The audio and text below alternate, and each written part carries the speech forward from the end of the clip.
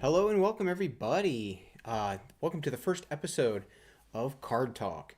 Tonight I will be talking about Spades and giving it a review. My first, my natural inclination is that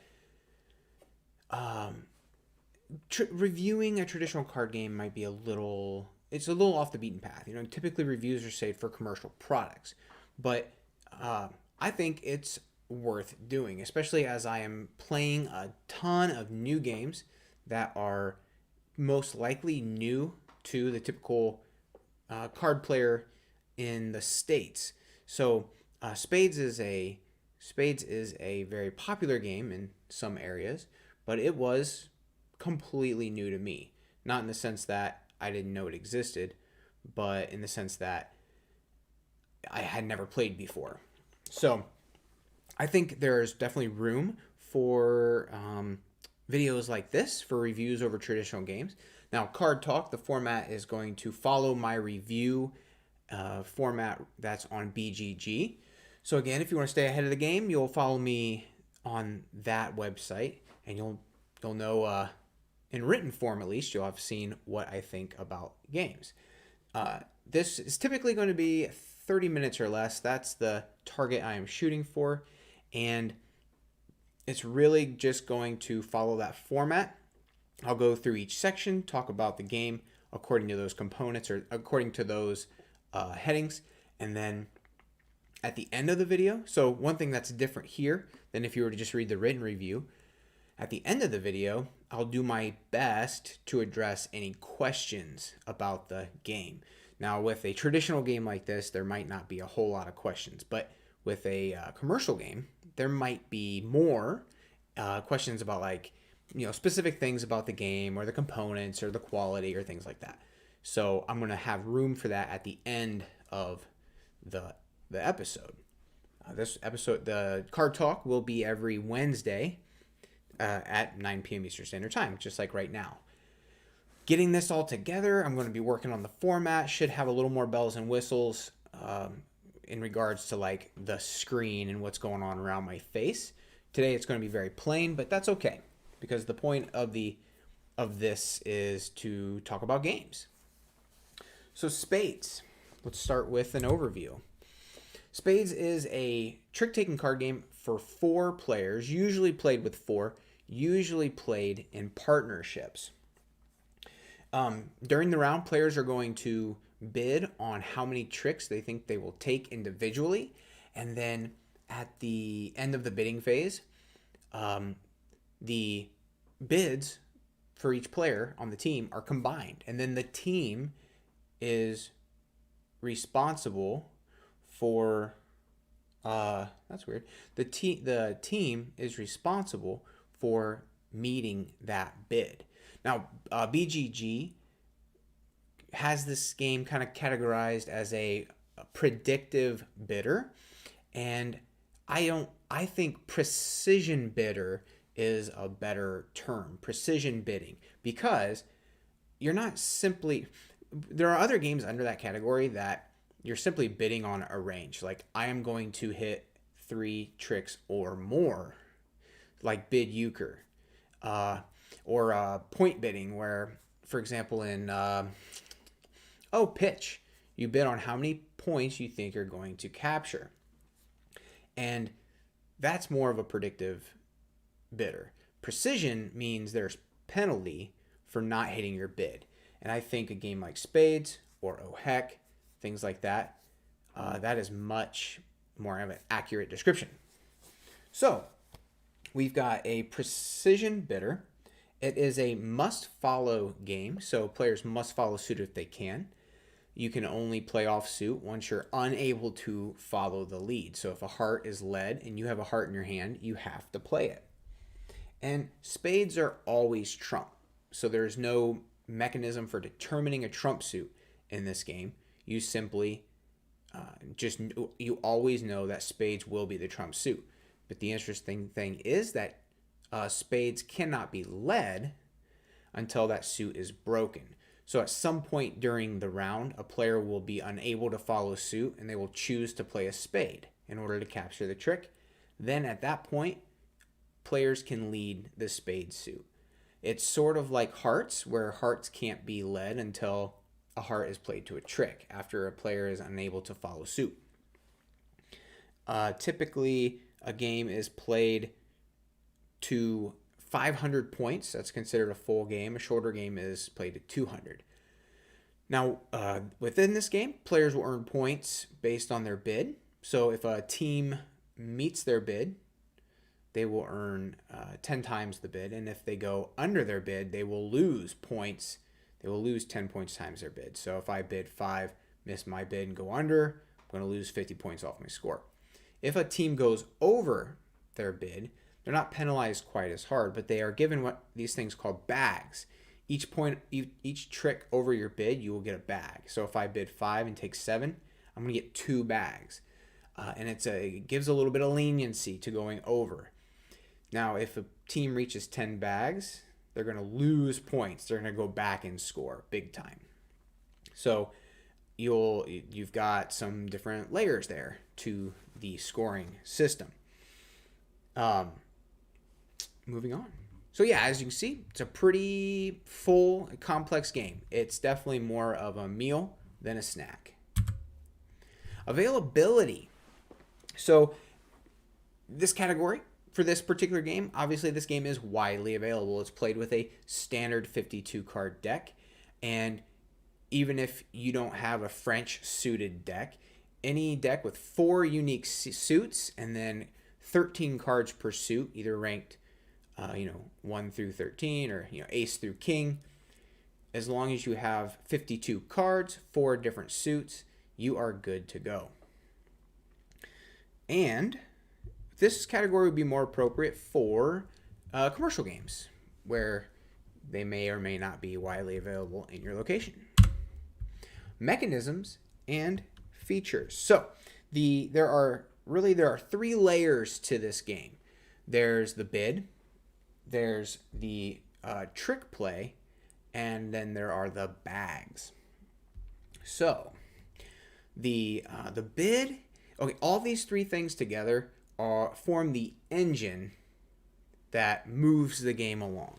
And a player really needs to be good at managing all 3 layers in order to be successful at this game, especially you're both players on the team. So it all starts with the bid. Now, again, this is, in my eyes, a precision bidding game. That's the term I prefer to use. And much like Oh Heck and Wizard, you are expected to hit your bid, or else there will be penalties. Now, with Oh Heck, there's a lot of leniency. You can go under or go over, and you're still going to earn points. With Wizard, you have to hit your bid. And so it's not very lenient at all. With Spades, there is a little leniency for going over, and it's in that bag mechanism. So the bid is really another thing that the bid does is allow players to gauge their partner's hand as well as their opponent's hand. So when you are the last 2 people to bid, because bidding goes around the table, everybody will get a chance, starting with the player left of the dealer. When you are one of the last 2 to bid, not only do you get to see your partner's bid, so you kind of know where they stand, but you get to see your opponent's first bid, and that gives you an impression of where they stand. And there in the bid is the player's opportunity to decide whether they're going to try to set their opponents, or if they're going to try to earn more points by having a more aggressive bid based on their hand. There's a lot of room for calculation right there in the bid. Now, once the bid has passed, trick taking begins. Now, again, here, this is a pretty straightforward trick taker. It is must follow. If you can't, you can play off. Spades can't be played till they are broken, or can't be led until they are broken. But players work to essentially take the number of tricks that they bid upon. Now, and you do this as a team. So if I bid 4 and my partner bids 2, as a team, we're responsible for 6. getting 6 tricks. Now, that means my partner can take 3 and I can take 3. I don't have to take 4 exactly. So there's a little wiggle room there. If your partner underbid and has a better hand than they thought, and you're able to slough off, you can even out. And again, while you're playing, you've got to keep your eye on your opponent's bids. You got to keep your eye on the score, and you got to think if you really need to be precise in your bid, or if you can go over and use the bags, which is the third layer to play. Now, the bags double as a leniency system and a tool to use to really hose over your opponent. And at first, when I first started playing this, I was playing it like a partnership, oh heck, or wizard essentially. I was very, very focused on getting my bid. And about halfway through the game, with some coaching, I realized that hitting your bid is not as important as gaming the scoring system, using the bags to your advantage. So not only do the bags kind of act as a buffer for someone who underbids, but the bags are an important tool for setting your opponent and forcing them to go under their bid. Because again, if they go under, they lose points. Now this adds a lot of complexity, and you got to sit there and you've got to keep going through the numbers in your head. If they go under, their score will become this, and if we go over, our score will become this. Now, the leniency only goes so far, because once a team has collected 10 bags, they will lose 100 points. It's a very intense penalty for going over too many times. Now, as I was playing, I realized that this is a lot to track, and that made it a bit of a challenge. I can't imagine tracking all that while you're playing in real life at a card table where someone's keeping score, keeping track of the bids on a piece of paper, and all that information is out of sight. In my live play, I have a shining example of where I misclicked, causing me not to get my bid. I think, if I remember correctly, I went over the bid, but that caused my opponents to go under the bid, under their bid. If I would have hit my bid, my opponents would have hit their bid, and they would have won in the long run. The point difference in me messing up and causing them to miss their bid won my team the game.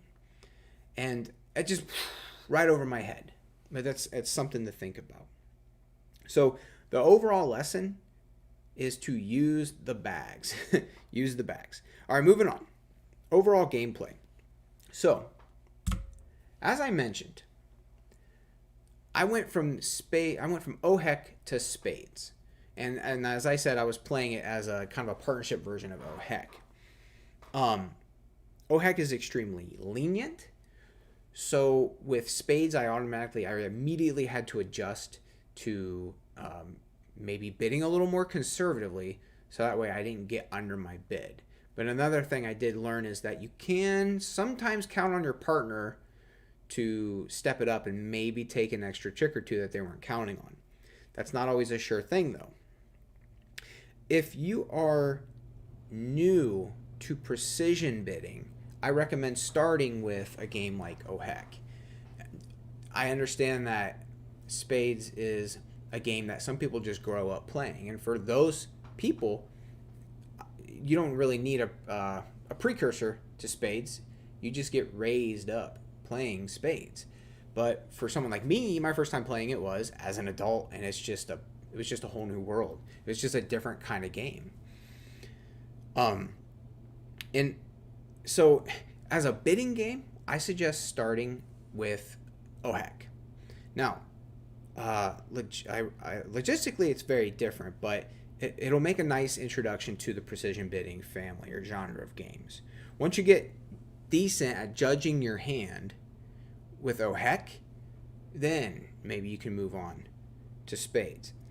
Now, it's the partnership, as far as gameplay goes, it's the partnership that really elevates the game or makes it almost too much for a beginner, because there's a meta that forms around a consistent play group, or even just partners that play together all the time in different groups. You read your partner's bid a little better, you understand their mannerisms a little better, you see how they're playing their cards as a communication tool, not just happenstance. It's not that they just happen to be playing that card. They're saying something with that card they're playing, or they're saying something with that bid they made. And so that is a whole level that a beginner is just not going to get. And then judging whether or not you're going to be able to hit your bid as a team, judging whether you're going to take some bags this time to maybe offset your opponent, constantly doing that math is challenging. So that kind of brings this game up a little bit in difficulty. Now, for practice with partnership play, I would suggest bid euchre. Bid euchre, not turn up. It's a lesser known form of the game. Bid euchre is it's fundamentally very different in that you're taking, there's only 6 card hand, you're taking 3, 4, 5, or 6 tricks, but the key there is that it's a smaller hand, and it will teach you how to work with your partner's cards. So if you call the bid, if you win the bid and set trump, that will teach you how to work with what your partner has as well. It'll teach the fundamentals of partnership in a card game, and I think that can transfer over to Spades rather nicely. So if you've got a group that plays partnership games like euchre or Sueca or Klaverjassen, you may want to give Spades a try. Bid euchre. Plus, that's a good game. All right, so moving on to theme. Themeless game. This is a classic. Obviously, you just need a standard 52 card deck. There's no theme attached. You can find flavorful decks that are made specifically for Spades, where the Spades suit looks really, really nice. You can find flavorful products like that, but they're unnecessary. Now, for audience, and then we'll get to my final thoughts. For the audience for this, I understand Spades is a geographically cultural game. And I mean, much like euchre and hearts, if you grow up in the right area, you're going to play this game a lot. And you're going to be raised in it. It's going to make sense. You're going to play it at family gatherings with friends, and it's just going to be kind of like, say, second nature. And I can relate to that because of euchre with my family. Even though I never got really great at it, we played it all the time. We had a lot of fun, and I always kind of spoke the language, and I understood what was going on. But for an outsider, for someone not raised in the game, this is definitely more of a challenge. So I've got a scale in mind, like a weight scale, that I can apply to card games only. BGG has its own weight scale that is under scrutiny a lot by people. It doesn't really mean much. And I want a scale that is appropriate for card games and that means something. So on a scale from 0 to 4, a complexity scale, where 0 means it basically plays itself, like war or garbage, to 4, where the complexity is something like bridge. Bridge is a 4. Then this game I give a 2. Right in the middle.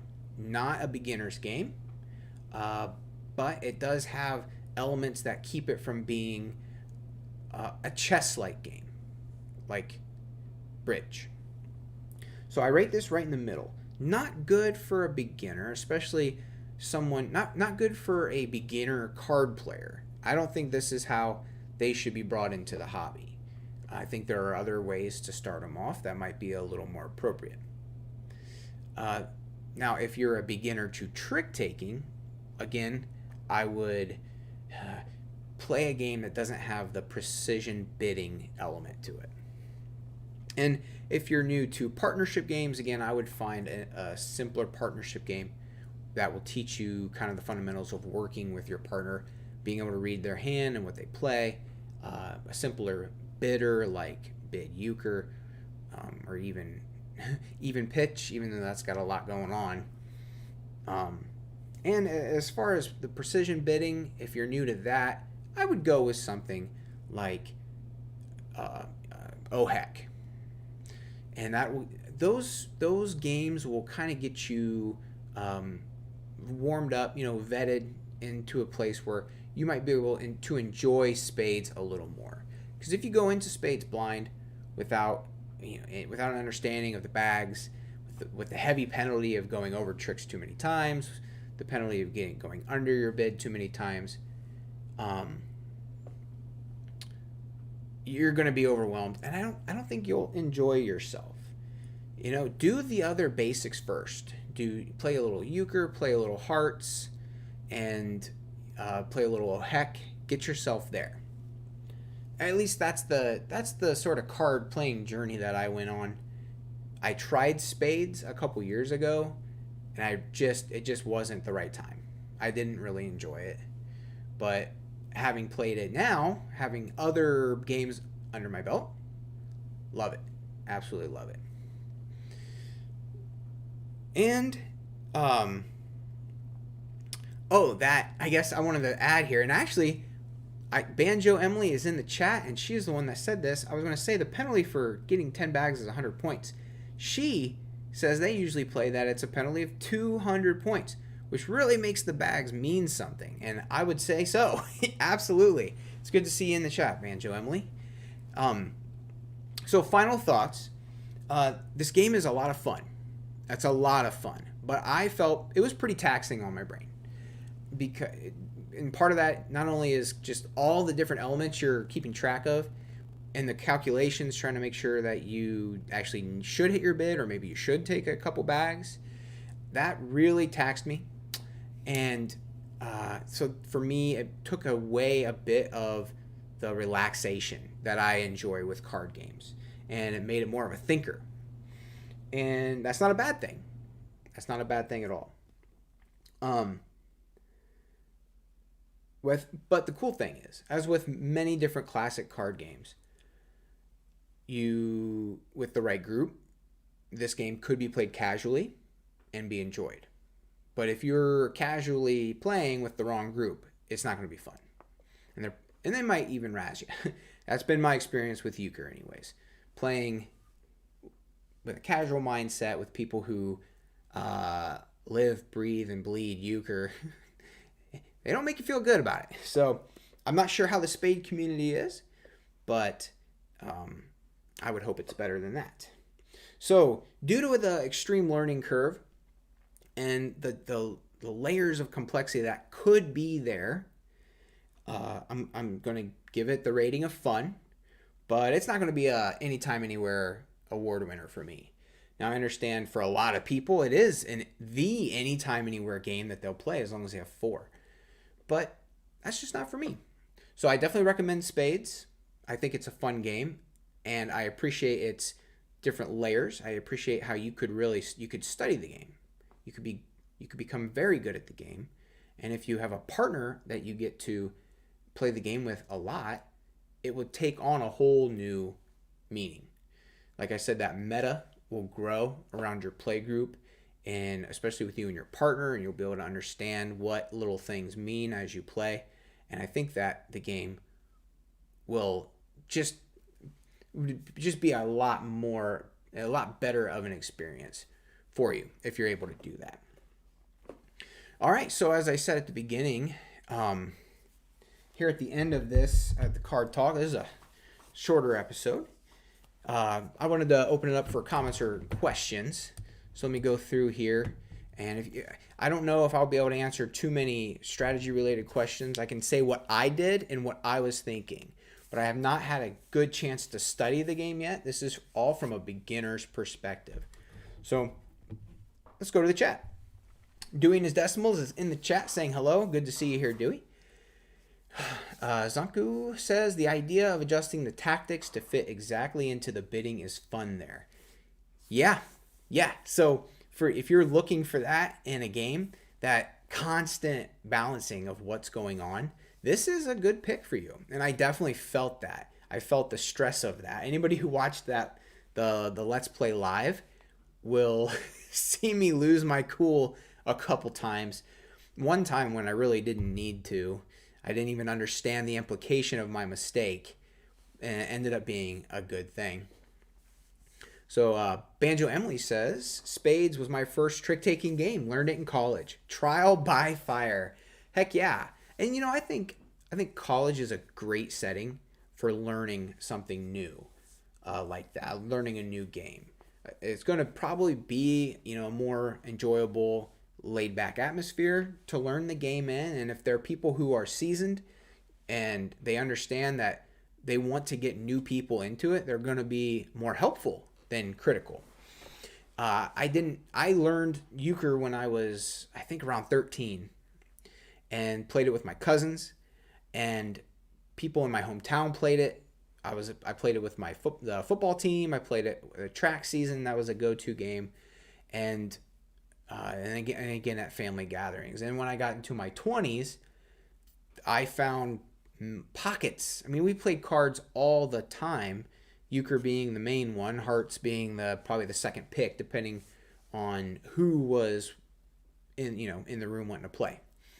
So I can understand being in the right place with the right people, learning a game. Teaching euchre to people is a challenge in itself, simply because of the bowers. But that's really the only weird hook of that game. The wrinkle is the bowers and the changing rank for trump. Spades, you got to teach balancing the bid with the use of the bags, and it's an interesting game. BSN says got the Belichick look going. Well, thank you. Says just fish. I like fishing. And I also like Scopa, which is a fishing game. So I thought it was appropriate. Spades goes easier than Oh Heck with its sandbag system, not too loose nor tight. Interesting. That is an interesting take on that. I think Oh Heck is much more lenient because you're earning points regardless of whether you go under or over. With Spades, you only get leniency if you go over, and even then, you're going to get dinged pretty hard if you get too many bags. It depends on how you play Oh Heck. There are variants where you are penalized hardcore for not going over. Like Wizard. Wizard, you absolutely must hit your bid or else you do not get any points. And Wizard is essentially just a variant of Oh Heck with some additional cards. Dewey says, with all the house optional rules, you have to check with everyone that you're all playing the same game. Yeah, that's one of the interesting things about the hobby in regards to classic card games is people learn a certain way to play, and I think people are less afraid to tinker or to try different rules or different variants. When it comes to commercial games, a lot of games get played once and that's it. So there's a lot of focus put on what the correct way to play is, because that's going to most likely be their only experience with the game. With classic games, with these traditional games, this generation to generation kind of thing, there's a little more flexibility there. People are willing to try maybe finessing the game a little bit to their liking, or maybe they come across other people who know of other rules and they like those better. Or, for sure, I think a good example that I can compare to with euchre is sticking the dealer. It was always a must when I played with my cousins, but when there were newer people, sometimes we would be okay to call it a misdeal. And then, I don't know, some other rules with like how many cards you got in your hand. If you have ace, no face, So if you have like one ace and all number cards, you could call a misdeal. But a lot of that typically wasn't how we would play. Those were just little rule changes to shake things up.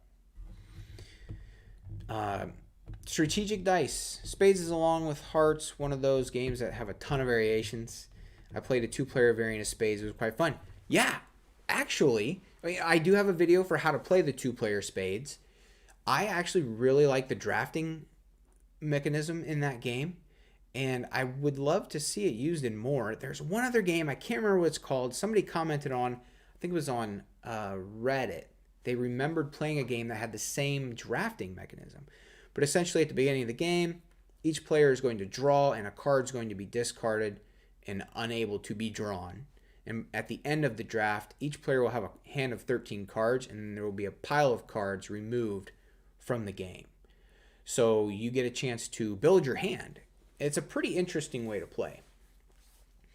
Dewey in his estimable says, my hardest aspect to learn was setting up a backdoor suit when spades run out.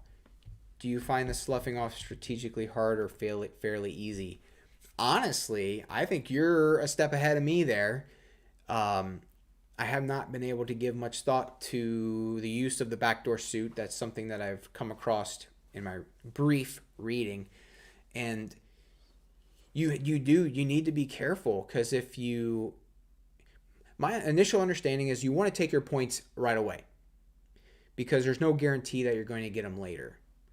So but to me that might be a little overly aggressive, because then it seems to me, if you bid correctly, then yes, you should take your points right away, and then tiptoe around the rest of the tricks, sloughing off when needed, being ready to back up your partner if they need your help. Like I said, that is all part of the challenge and what kind of elevates this game to a more challenging level as opposed to other card games. And Bram comes in and says the key is not to think at all. That is, believe in the cards. That's right. It's the heart of the cards. All right. Well, I think, what are we at here time-wise? We're at 9:35. Cool. Banjo Emily says, but I love overthinking. Well, all right, guys. So I don't want this to go much longer than it has. It's been about 30 minutes. And that is my review of Spades. I am going to be playing this game some more on Trickster. If you're following me on Board Game Geek, I have just started a geek list called the Trickster 9, where I am going to go through all 9 games on Trickster cards and play with as many of the different settings as I can. At least the major ones. Because I think that's one of the cool things Trickster does, is I think they really try to address everybody's regional or small group variation. They really give you all the dials and knobs to make the game the way you want it to be played. And like Spades has almost a dozen major settings, like major choices that all have to do with the deck composition mostly. Pitch also has a dozen or so ways to play. There's like 5 or 6 little things you can change about euchre. So if you want to follow along with that, follow the geek list on Board Game Geek, and you'll be able to see things as I add them. And I want that to be an interactive geek list. I would love for conversation to happen there, and maybe we can hook up through the geek mail and then figure out a way to be friends on Trickster. It would be cool to have a Trickster group, so that way whenever I hop on to play, you're notified about that, and you can jump into a game if you want. That's how Mika always knows when I start a game up, and he hops in.